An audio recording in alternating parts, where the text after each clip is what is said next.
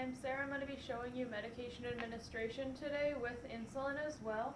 This is Philip. He's due for his 8 o'clock meds. Right now it's 8:20. We have an hour before or an hour after the administration time to give his meds. So you have anywhere from 7 a.m. to 9 a.m. to give his 8 o'clock meds. So right now we're just going to give his medication. So I pulled what was in the med drawer out of his pill spot. This is his MAR. As you can see, this is the right patient. Today's the right day, and we're going to look at all of his 8 o'clock meds. So he has insulin 10 units before his meals. He hasn't eaten yet. He's not out of bed. So he gets that at 8 a.m. and he also gets a Tylenol today at 8 a.m. So we have his Tylenol here. Normally they're not going to be in individual pill packets out of the med drawer, but for the purposes of this video, it's clearly labeled that it's 325 milligrams.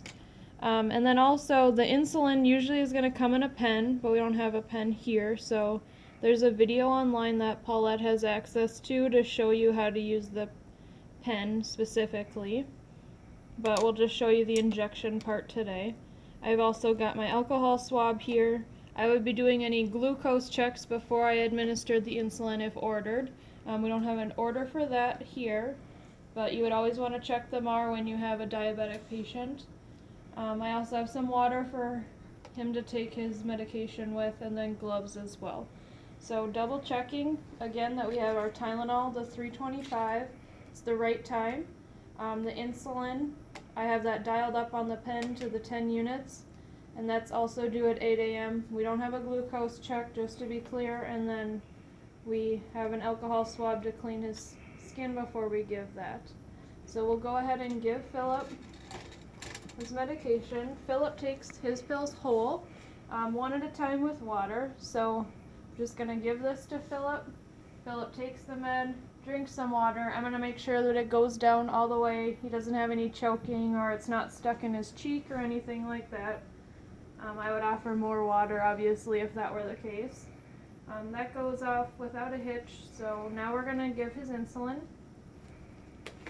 I'm going to put gloves on for this part, just because you're going to be touching the resident and possible blood or anything else that you could come into contact with. So I'm just going to take this down. Philip gets his in the abdomen.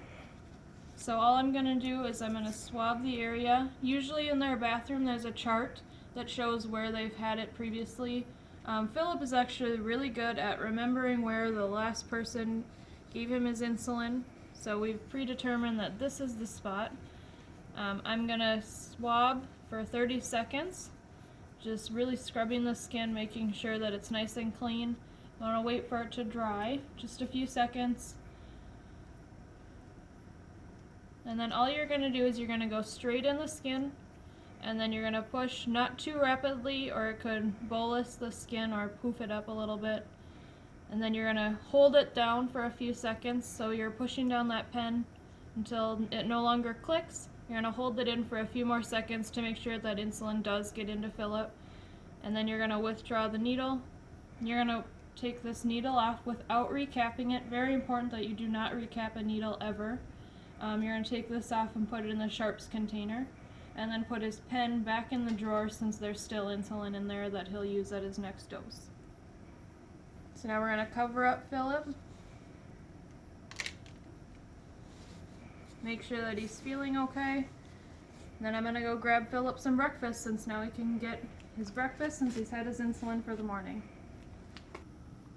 Okay, so now we're going to document the meds that I gave Philip. So I checked them beforehand and we gave all of the ones that he needs. Now we're going to document that they were in fact given and that he took them without a problem.